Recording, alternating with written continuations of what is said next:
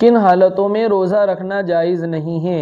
اس سلسلے میں شرعی مسئلہ یہ ہے کہ عورتوں کے لیے 2 حالتیں ایسی ہیں کہ جن کے اندر عورتوں کے لیے روزہ رکھنا جائز نہیں ہے۔ نمبر 1، ایام حیض۔ حیض کی حالت میں عورت کے لیے روزہ رکھنا جائز نہیں ہے۔ نمبر 2، ایام نفاس، یعنی ولادت کے بعد جو ایام ناپاکی کے ہوتے ہیں ان دنوں میں بھی روزہ رکھنا عورتوں کے لیے جائز نہیں ہے۔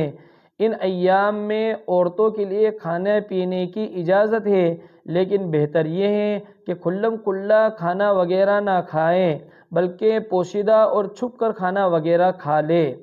اسی طرح اگر کسی عورت نے روزہ رکھا اور اسے حیض شروع ہو گیا تو اس صورت میں شرعی مسئلہ یہ ہے کہ اس کا روزہ ٹوٹ جائے گا، لیکن اب اسے کھانے پینے کی اجازت نہیں ہے جب تک کہ افطاری کا وقت نہ ہو جائے۔ وہ روزے داروں کے مشابہ اپنے آپ کو رکھے اور پھر بعد میں اس روزے کی قضا کر لے۔